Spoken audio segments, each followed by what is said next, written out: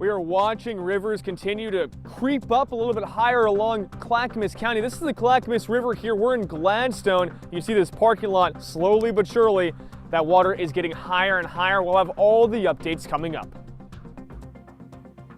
We're also keeping tabs on the big pipe this morning as the city of Portland issues a combined sewer overflow advisory for a section of the Willamette River. We'll let you know where exactly along the river this advisory is in place and how long it will last. All this because we saw rain dump across our area yesterday, but could we get the same amount of rain today? Rod Hill will have the details with your full forecast as we kick off the 6 o'clock hour of sunrise right now.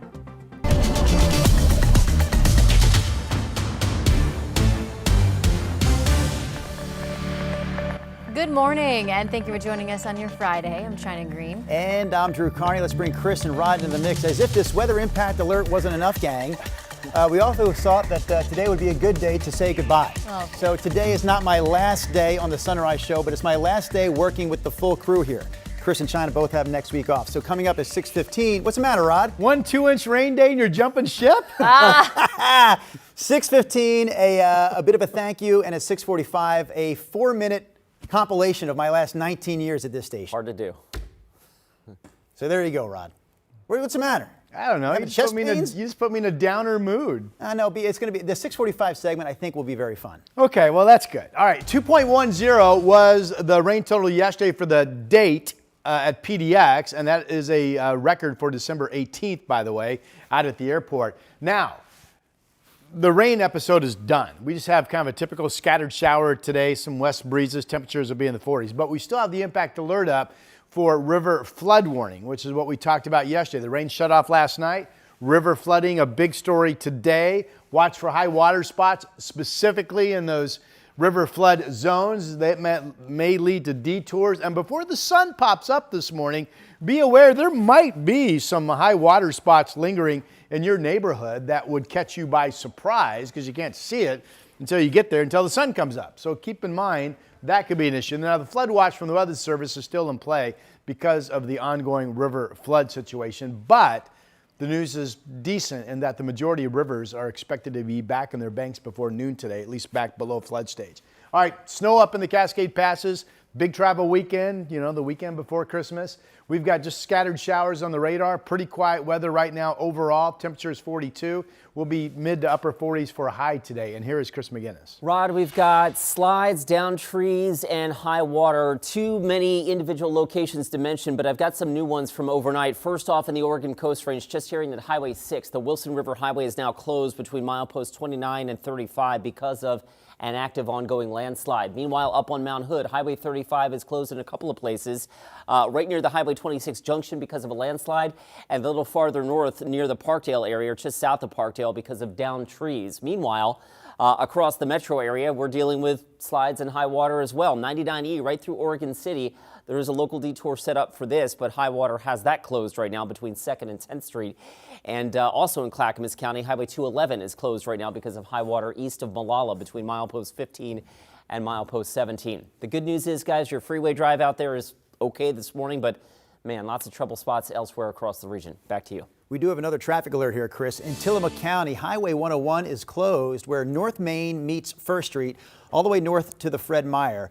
The Wilson River Loop also closed right now, so both closures mean the only detour available is really nowhere near those spots. It's through Banks and Highway 26.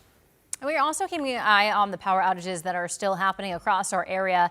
PGE right now reporting over 6,000 customers without power. Pacific Power reporting 1,200 customers in Oregon in the dark this morning.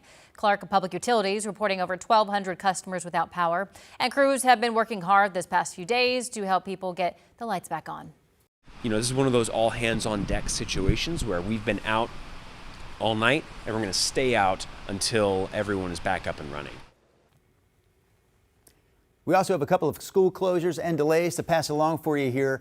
Tillamook Bay Community College closed today. Meanwhile, the Lincoln County, Cascade, and Dayton school districts all starting 2 hours late. You can stay on top of school closures and delays by checking out kgw.com/closings. In Clackamas County, a mandatory level 3 go now evacuation has been issued along the Malala River just east of Malala in the Shady Dell areas. The evacuation order covers homes along Shady Dell Road and Fawn Lane. The county says there's an extreme risk for that neighborhood. Other parts of Clackamas County also at risk. People who live near the Clackamas River are preparing for the worst when it comes to possible flooding. Sunrise reporter Thomas Schultz joins us from Meldrum Park in Gladstone. So Thomas, what are you seeing out there? Yeah, well, guys, this is right after the Clackamas and the Willamette River converge. So this is the Willamette here, and you can see this parking lot slowly but surely getting flooded with more and more water as this flooding continues to creep a little bit upward. We want to actually pan over here. There's a dumpster. This is probably about 50 feet away from us, right underneath a no parking sign.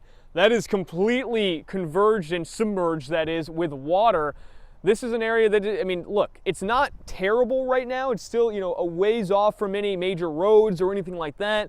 But clearly, the Willamette and the Clackamas are breaching past their normal levels. We expect flood stages to stick around along the Clackamas River until around 10 o'clock this morning. And then, as Rod has been mentioning, we expect these water levels to recede a little bit. It's not just Gladstone that's impacted here. Of course, Estacada, Carver, Oregon City are all areas in Clackamas County that are under flood watches right now, and you can see why. We were over at High Rocks a little bit earlier, and the water on the Clackamas River was roaring there.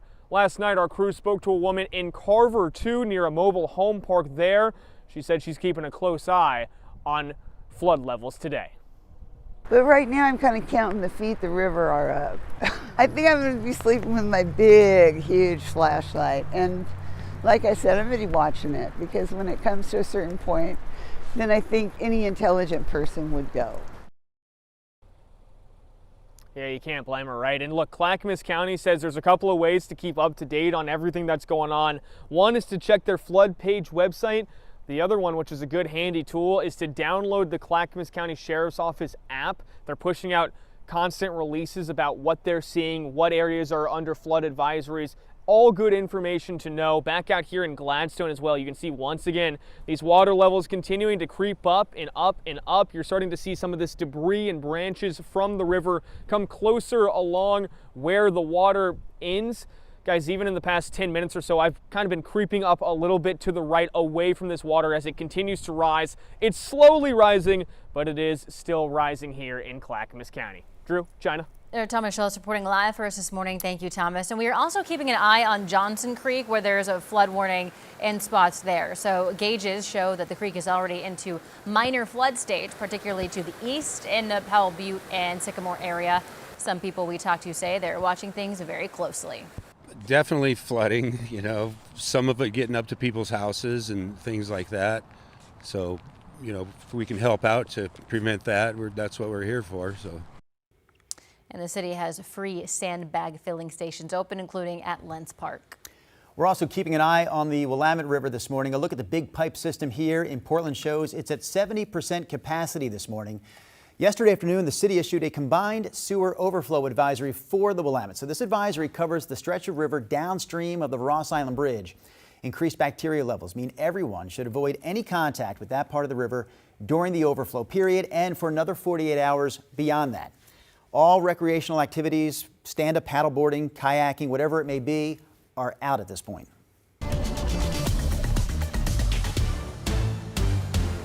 Weather impact alert day. We've got Rod Hill into the mix here as we also take a live look outside from our Wells Fargo Skycam. So are we talking about an end to the rain altogether this weekend, Rod, or is this just a break in the pattern for now? Well, I mean, this was an atmospheric river that we said all along it was going to be a fairly short one, but an intense one. That turned out to be exactly right.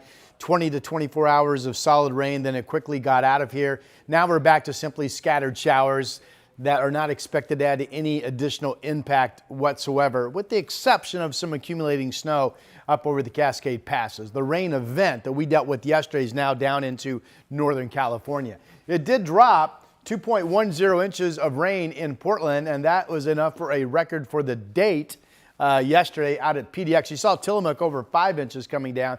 Vancouver 1.55 and Kelso 1.51 inches of rain. Far less this time around up in Washington, which is good news, where northern Washington, of course, is still cleaning up from the atmospheric river we had last week. All right, Thomas been reporting for us out along the Clackamas River near Oregon City. That river is right within inches of the crest that happened officially at about 5 this morning. but it's holding there. And Thomas mentioned it'll be dropping down below flood stage as quickly as about 10 o'clock this morning, and then it will be a rapid recession following that. And most of the curves of the river graphs across the area show a similar situation. Rivers that some of them have already crested, others will be cresting about 10 o'clock this morning. And then most of the rivers expected to be below flood stage later today. So that's good news. There's the atmospheric rivers I mentioned. It's down into Northern California right now. We're left to just typical, in terms of additional rain, unimpactful scattered showers, if you will. The only alert we have is really tied to the river flood warnings that are ongoing for today that we've been mentioning. 43 in Astoria right now, 42 in Portland, 43 over in Bend. For the day, remember you've got snow over the Cascade Passes. Chains, traction tires required there. Otherwise, the heavy rains down to Northern California and away from the river flood zones. Traveling should be okay. Chris has been reporting on, keep this in mind, a lot of road closures tied to wind in some cases, mostly to a lot of water yesterday. So you will need to double check your routes before you travel. And again, Chris is coming up in our show shortly. We've got just showers over the weekend, each day about 47. In fact, 47 on Christmas Day with rain showers. No white Christmas this year. This is not my fault. I am wearing a red sweater. I'm doing what I can to bring you the Christmas cheer. Back to you.